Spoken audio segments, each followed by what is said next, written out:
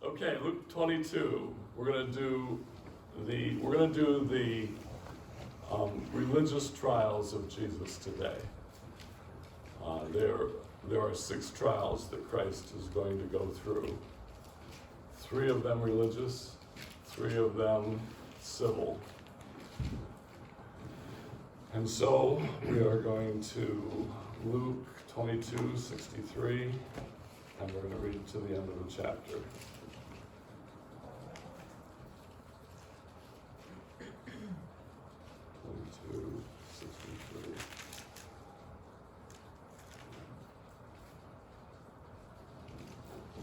Okay.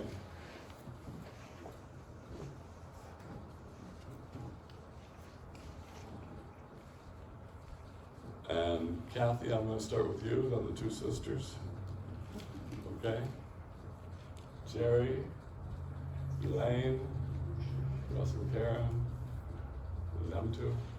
Thank you, if we get there. Okay. Kathy's going to start us out, verse 63. Men who were guarding Jesus began mocking and beating him. They followed him and demanded, "Prophesy, who hit you?" And they said many other insulting things to him. Okay, Jerry, 66. All right. When they came and assembled to the elders of the people, both the chief priests and the scribes came together and led him away by their counsel, saying, "Art thou the Christ? Tell us." And he said unto them, "If I tell you, ye will not believe. And if I ask you a question, you won't answer." But from now on, the Son of Man will be seated at the right hand of the mighty God. And they all said, "Are you the Son of God then?" And he said to them, "Yes, I am." Then they said, "What further need do we have of testimony? For we have heard it ourselves from his own mouth." Okay, so they are looking to trump up civil charges because they want to take them to the Roman authorities. And the Romans don't care about blasphemy. They don't care anything about the Jewish religion. Keep it to yourselves, just don't cause trouble. So they know that ultimately, if they're going to get Jesus killed, they have to have a charge that Rome is going to take notice of, that Rome is going to be concerned about. So they will get him on blasphemy here, but when it comes to the Roman trial, that's not going to hold water. And we're going to follow Jesus to the palace of Pilate, and then to Herod Agrippa, and then back to Pilate to be crucified after these religious trials. Okay, are we hearing me? Okay. So, it's an interesting set of pictures brought before us, and it's probably the greatest miscarriage of justice in the history of the world. Here you have the sinless one being tried by sinners, the Creator being buffeted by the creation, the Holy One being tried by those that are unclean. And again, like the garden, this is a place where, despite the horrors of the trial, we want to, in our spirits, walk carefully here. This also is holy ground. He has decided to pass through this. He said in the garden, "This is your hour and the power of darkness." And he's going to submit to this.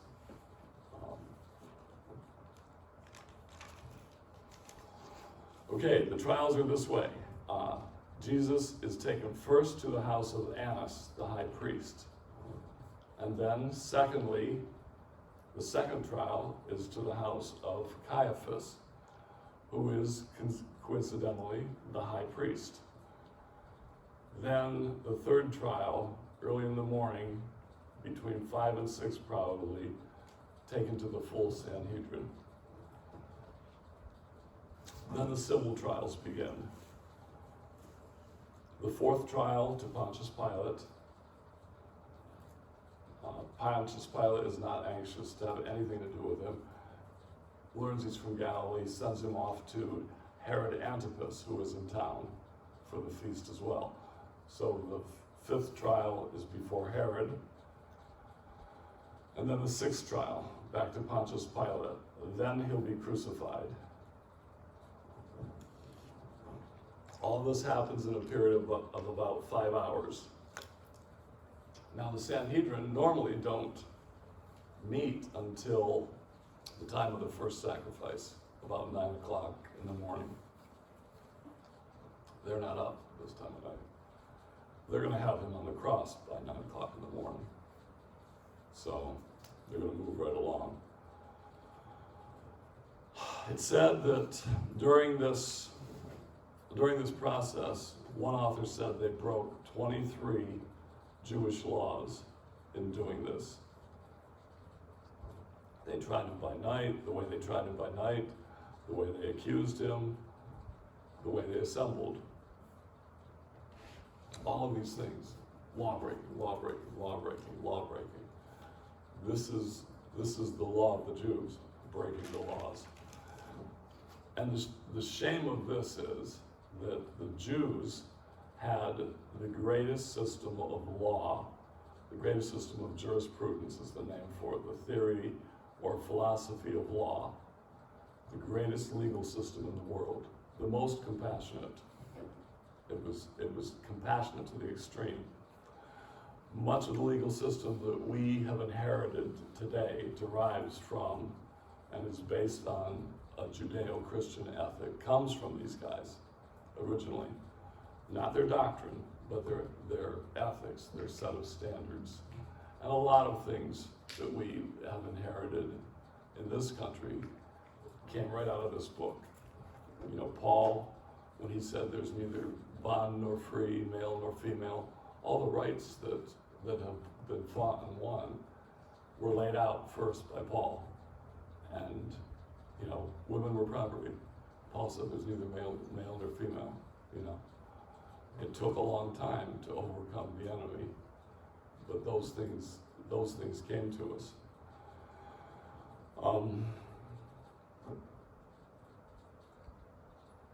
So God established the nation of Israel, set them up with the laws, vastly different than the Canaanites, the Hittites. All these people were maniacs. And here comes the Jews, and they have an established system of laws that is actually compassionate. Many things about the Jewish religion were very attractive to the Gentiles in those days. The Ethiopian eunuch, you remember him? Ethiopia, what's he doing in Jerusalem? The monotheism is attractive to them. One God to answer to, not this pantheon of people who are crazy and, you know, and fly off the handle, but one God. That was attractive to people. So God set them up with this one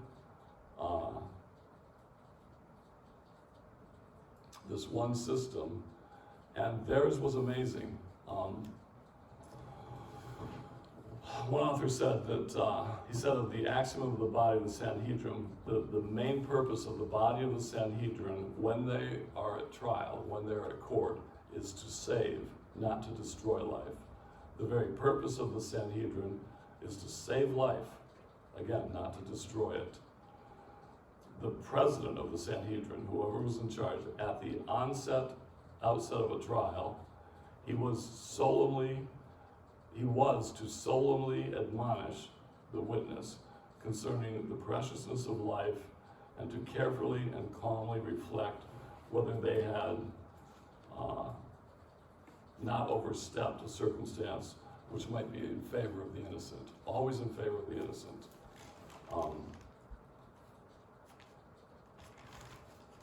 For capital offenses, the verdict of acquittal, letting them off the hook, they could come to that decision on the same day of the trial. But if you found someone guilty of a capital offense, like Jesus was going to be, you could not bring him to justice. You could not execute him on that day. So such trials as this could not be commenced on a holy day, on a Sabbath day, or even on the day before, because it took 2 days to complete it. And you weren't allowed to stop and take a break and then go back to it. So if they convicted him on one day of a capital crime, a crime for which there would be the death penalty, the next day, not that day, the next day, they had to put him to death. Couldn't do that on the Sabbath. They were doing this all day before the Sabbath, into the Sabbath. No break. No criminal trial could be carried out in the night or even in the late afternoon. Afternoon was out, middle of the night, definitely out. The judges who condemned a criminal had to previously fast all day before that time. The condemned was, again, not executed on the same day that the sentence was passed. The property of the accused was not confiscated, but was handed over to his heirs. That didn't happen. Okay, voting was from the junior members to the senior members. When it came time to vote how the trial is going to, how the outcome of it, the junior members had to vote first, so their vote would not be influenced by the senior members, so they wouldn't be carried along. Justice demanded that they would vote first. See, the compassion for somebody is amazing.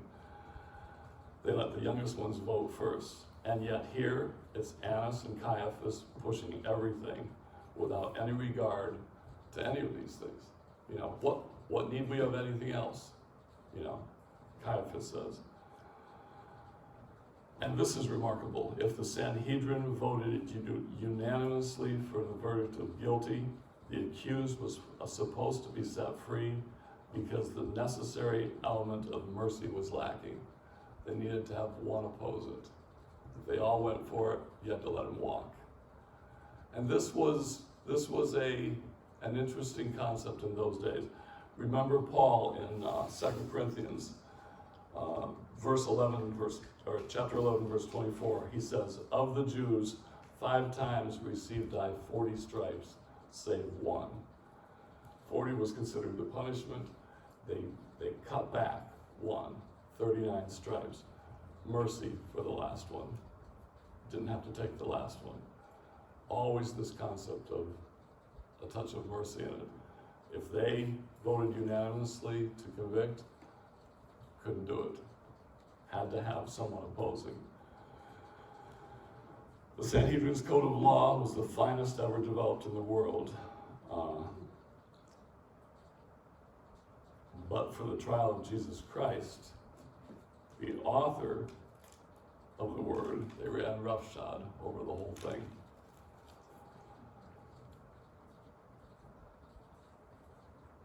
It was a travesty, and it really was a disgrace. But again, Jesus had said in the garden, "This is your hour, this is the power of darkness, this is coming to pass."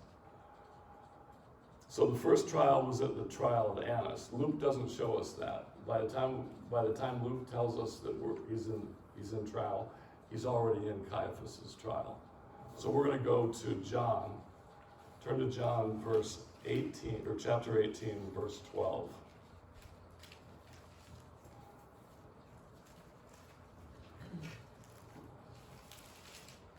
Between all of the Gospels, we cover every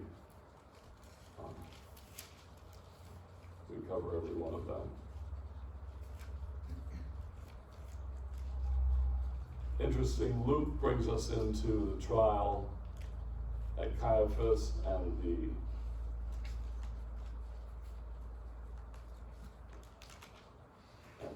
then, I don't know if Luke does the same here or not. I guess we'll get to that. Okay, John 18, verses 12 and 13. Peggy, you want to read that? While I hunt for John. Then the detachment of soldiers, with its commander and the Jewish officials, arrested Jesus. They bound him and brought him first to Annas, who was the father-in-law of Caiaphas, the high priest that year. Okay, and somebody read for me, Elaine, would you read me Luke chapter, I'm gonna guess chapter 3 verses 1 and 2. Okay? And Peg, who was high priest? What does your verse say? Caiaphas. They brought him to Annas, who was the father-in-law of Caiaphas, the high priest. Yeah. Okay. And what do you know about the high priests, Elaine? Chapter 3. Yeah. Now in the 15th year of the reign of Tiberius Caesar, Pontius Pilate being governor of Judea, and Herod being tetrarch of Galilee, and his brother Philip, tetrarch of Ituraea, of the region of Trachonitis and Lysanias, and the tetrarch of Albania, Ananias, and Caiaphas, being the high priest, Caiaphas, yeah. Being the high priest, the word of God came to John, son of Zacharias, in the wilderness, and he came into all the country about Jordan, preaching the baptism of repentance for the remission of sin. Okay. So Luke is real detailed in where and what was going on. But Luke says, he said, I believe you said that, Annas and Caiaphas both were the high priest, right? Yeah? Everybody's Bible There's says that? supposed to be two? No, Okay. you can only have one. So we got some trouble happening here. Okay, so as Peggy read, the band and the captain of the officers brought of the Jews took Jesus and bound him, bound the Creator, tied him with ropes. Now, Samson was bound with ropes at one point, and the Spirit of the Lord came on him, and he just, shook him off. Jesus, obviously, with a thought, could have dealt with this. But it wasn't the ropes that bound him that night. It was love. He saw us sitting here this morning. Love bound him. Desire to see his Father's will accomplished bound him. The desire to see the Word of God fulfilled kept him bound. The desire to see what he came to accomplish, redemption, salvation, to see that completed, that kept him bound. Okay, John 18, having trouble keeping track of John. Okay, down to verse 19. We have a little bit about Peter there, but down to verse 19. And the high priest then asked Jesus of his disciples and his doctrine. So this is Annas. He wants to know about the disciples. He wants to know about his doctrine. Well, why about the disciples? Because we might have a situation here. Do you have 12? Do you have 70? Do you have 100? Do you have 1,000? If we do something here, are the Romans going to come down on us? How big is this thing? Pharisees had visited Capernaum and northern Galilee and saw crowds of thousands and thousands come out for him. So let's talk about your disciples. What's your army like? And then they asked him about his doctrine, the second question. Because they want to accuse him of heresy and blasphemy. And he said to them, I've been in town all week. I've been at the temple teaching. I have been all over the country in the synagogues amongst the Jews. Ask them. Verse 22, and when he had thus spoken, one of the officers which stood by struck Jesus with the palm of his hand, saying, Answerest thou the high priest so? Jesus answered him, If I have spoken evil, bear witness of the evil. But if well, why smitest thou me?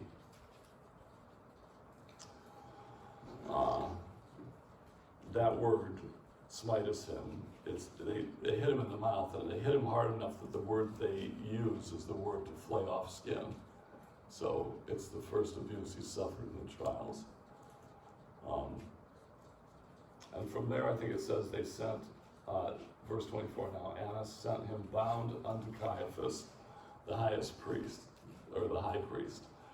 Okay, let's talk about Annas and Caiaphas, because Raymond claims that they were both high priests. Annas had been the high priest for 20 years before this, and he had been high priest for about 5 to 6 years. He had 5 sons, and each one of them had been high priest after him. Boom, boom, boom, boom, boom. None of them were any good. Then Caiaphas, his son-in-law, became the high priest.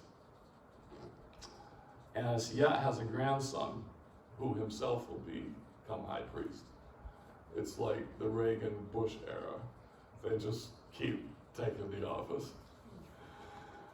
The family came from Alexandria, Egypt. They were called to Jerusalem to serve. Annas is a Sadducee, but he is crooked. Now, why the switch? I think I have this written somewhere. I don't want to say it twice. Okay. Romans didn't like someone having such power. When you became high priest, you were high priest for life. There were 7 million Jews in Israel, and there were Jews scattered all over the world. The epicenter of their existence was Jerusalem. The center of Jerusalem was the Sanhedrin. The center of that was Annas. And here's a man that has that much power for his entire life. And the Romans had a few years of it, and they said, "You're out." And they appointed the next ones, and it kind of stuck with Caiaphas, the son-in-law. But such respect do the Jews have for the law, and the law said he's high priest for life, that basically you had a religious high priest and a civil high priest. They were both high priests. So, got to go to both of them. So the Romans was the one or Caiaphas was the one the Romans recognized. The Jews still went back to Annas. And they weren't happy with Annas. He was crooked. He was wealthy beyond imagination, really. In fact, when they had feasts, when a feast came like this, feast time came to Jerusalem, they called it the bazaars of Annas. He was holding a bazaar because he had a take from all of the money changers. Everything the money changers took in, he got a cut. They set up shop. If you came to Jerusalem and you wanted to pay a temple tax, you were from the suburbs or far out, or you brought a sacrifice, anything to do with money.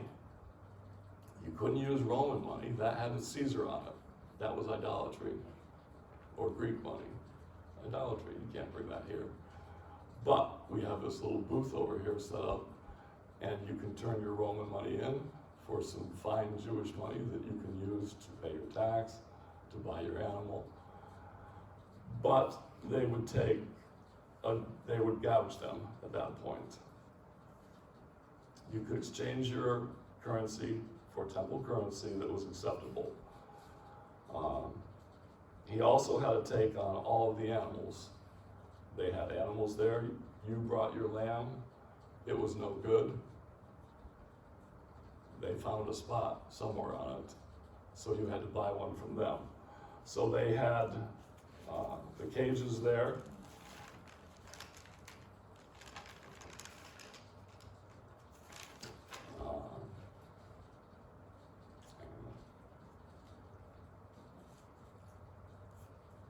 They had everything set up. I've lost it.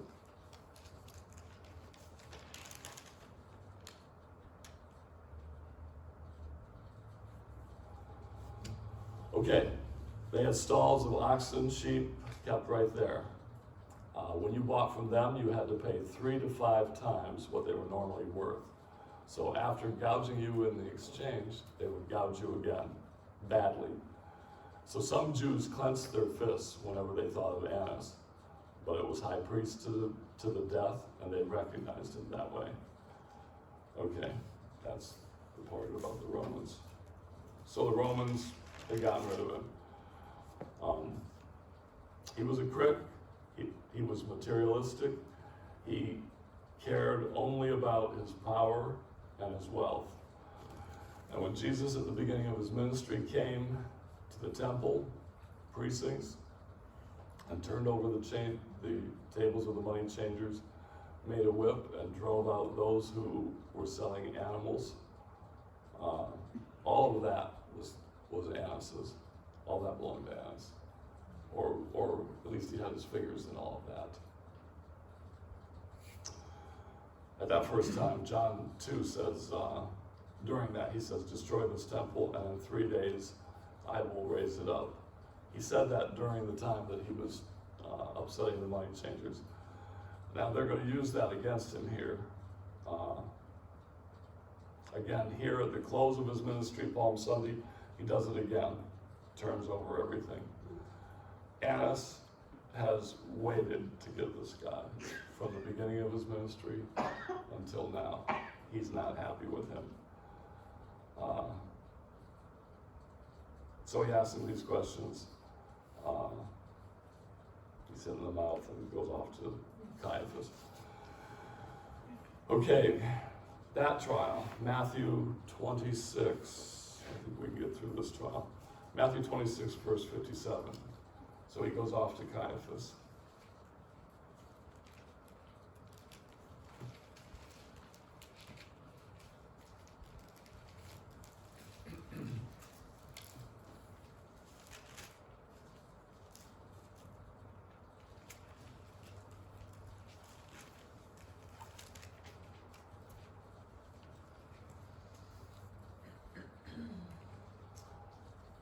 And they that had laid hold on Jesus led him away to Caiaphas the high priest, where the scribes and the elders were assembled. We have Peter's business. And then Peter had followed afar off. Verse 59, now the chief priests and elders and all the council sought false witness against Jesus to put him to death, but found none. Yea, though many false witnesses came, yet they found none. At the last came 2 false witnesses, and they said, this fellow said, I am able to destroy the temple of God and to build it in 3 days. So they finally got 2 guys to agree on something. Again, verse 58,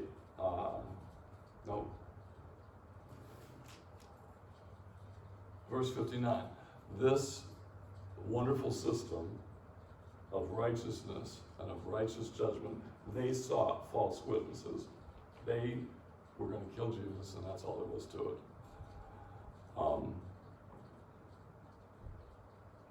Such an abuse of power.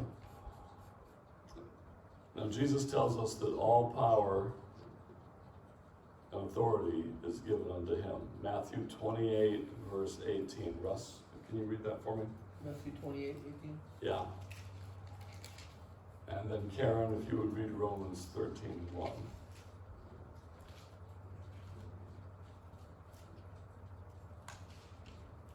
Then Jesus came to them and said, all authority in heaven and on earth has been given to me. Okay. And she's going to read something that Paul says.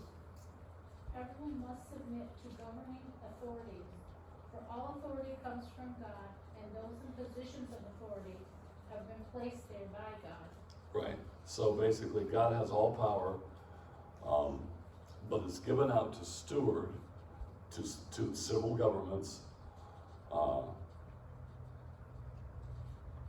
Ultimately, the world derives all of its power from God's throne. If a man is in office, God is over that. So that's why he says, be obedient to your master, whether he's a good master, whether he's a bad master. That authority has been given. It can be abused, or it can be handled wisely. But the real purpose of civil government is to preserve life. when they do wrong, they have to account to God themselves. Okay, Matthew 26 again, verse 62. Lost it. And the high priest arose and said unto him, Answerest thou nothing? What is this? What is it which these witness against thee? So he's silent here, but Jesus held his peace. His silence really is eloquent here. It's a majestic silence in one sense. It's the hour of darkness. He sits in silence. The author of the word, the author of communication, of life itself, and he sits in silence. Then the high priest answered and said unto him, I adjure thee by the living God. That was an oath that you could ask somebody and they had to tell the truth. I adjure you by the living God. When you said that, they had to answer and it had to be true or they could be executed. He's going to get executed for saying it anyway. If thou be the Christ, the Son of the living God. And verse 64, Jesus said unto him, Thou hast said. That's an affirmation. It's like, it is as you have said. He's saying, are you the Son of God? It's as you have said. They recognize that. That's taken from Daniel. The complete verse here in Matthew is, Thou hast said, Nevertheless I say unto you, hereafter ye shall see the Son of Man sitting on the right hand of power and coming in the clouds of heaven. And if we go to Matthew 7, or Daniel 7, and verse 13. Alan, can you read me that? I might be able to get to it quicker.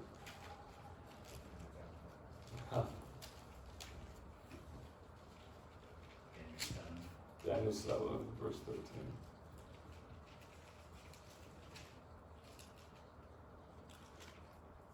I kept looking in the night visions, and behold, with the clouds of heaven, one like a son of man was coming, and he came up to the ancient of days and was presented before him.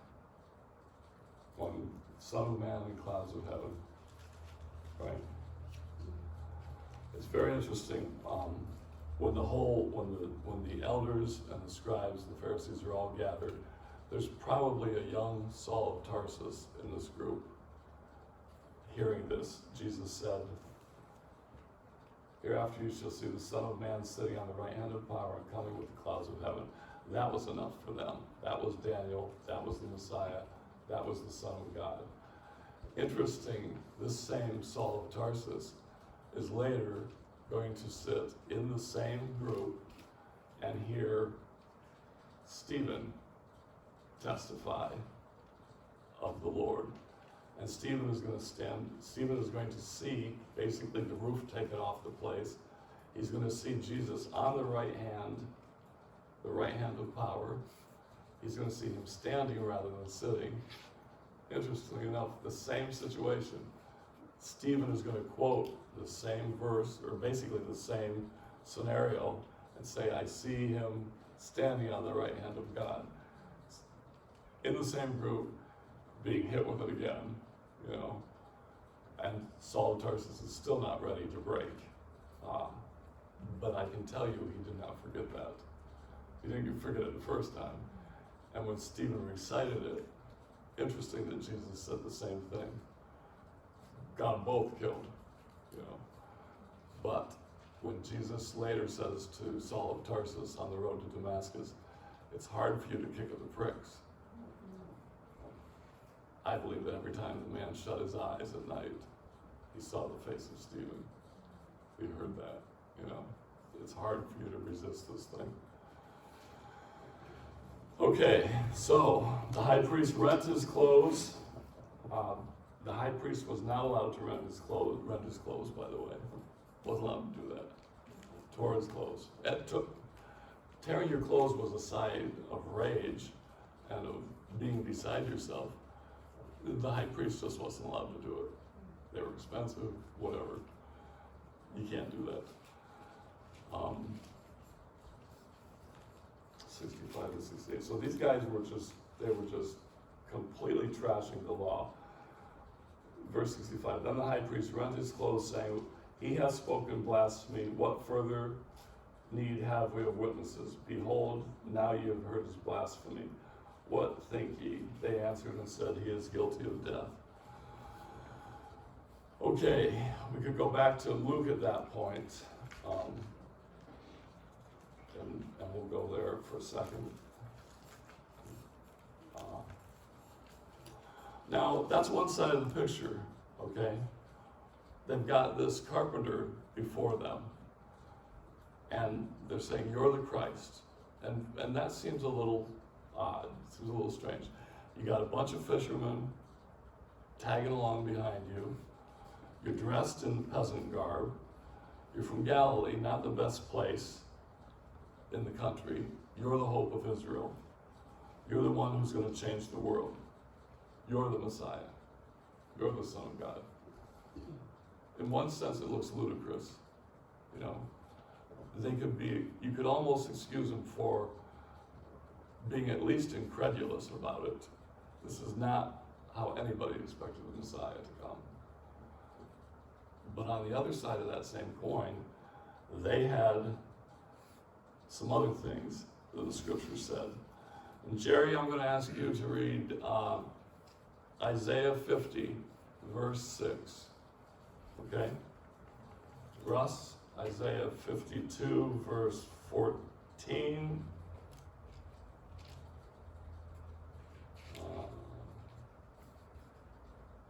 Let's see. And then Bonnie, Isaiah 53, verses 1 to 3.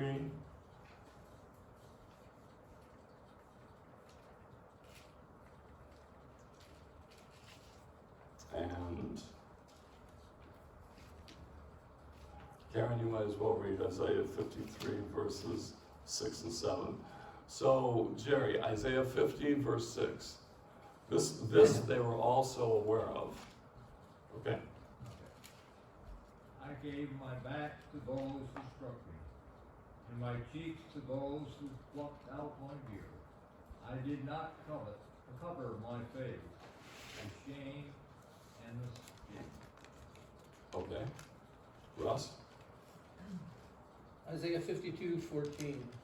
Just as there were many who were appalled at him, his appearance was so disfigured beyond that of any man, and his form marred beyond human likeness. And fine. Isaiah 53, 1 through 3. Who has believed our message? And to whom has the arm of the Lord been revealed? For he grew up before him like a tender shoot, and like a root out of parched ground.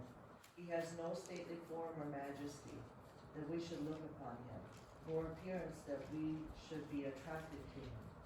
He was despised and forsaken of men, a man of sorrows and acquainted with grief.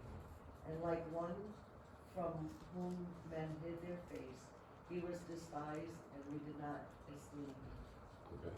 Karen? Isaiah 53, 6 and 7. Yeah. All of us, like sheep, have strayed away. We have left God's path to follow our own. Yet the Lord laid on him the sins of us all. He was oppressed and treated harshly, yet he never said a word. He was led like a lamb to the slaughter, and as a sheep is silent before his shearers, he did not open his mouth. They were in possession of all of these verses. All of these things that he's suffering here. At their hands, they were in possession of all of these verses. Now, another view of him. Alan, if you would read Revelation 1, starting in verse 10. It's verse 10 to 16. There's stuff in there that, out of that, there's stuff I want to focus on. Verse 10 to 16. Revelation 1, 10 to 16. I was in the Spirit on the Lord's day, and I heard behind me a loud voice like the sound of a trumpet. You could go straight to 12 then. Okay.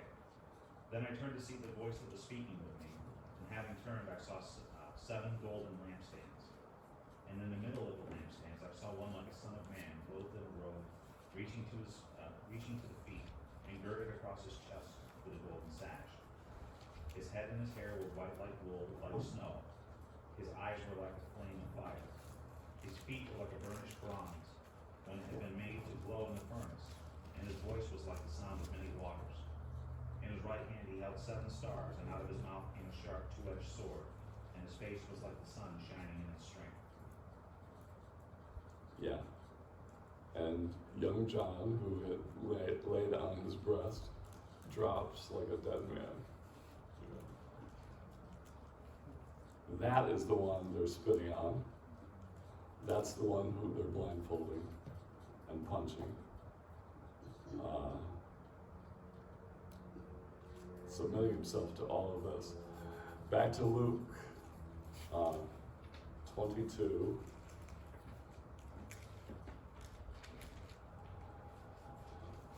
Verse 63 says,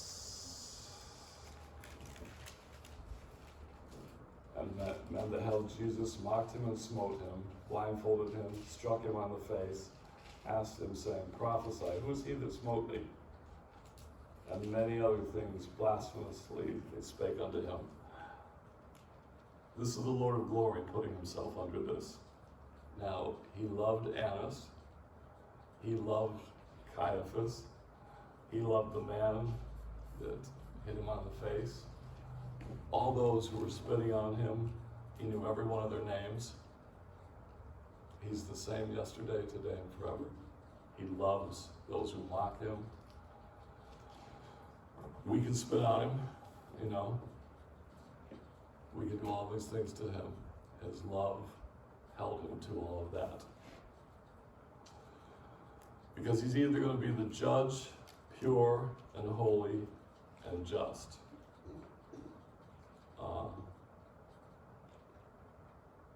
Or he's going to be Redeemer, Savior, Forgiver, the gracious one.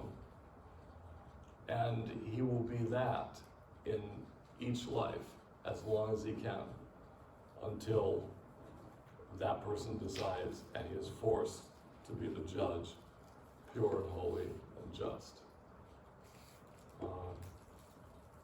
Amazing that he took all this unto himself.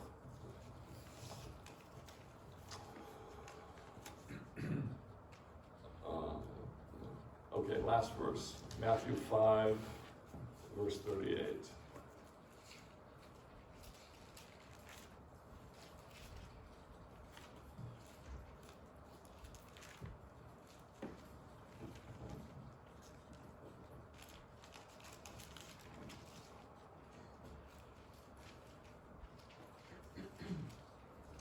Ye have heard it said,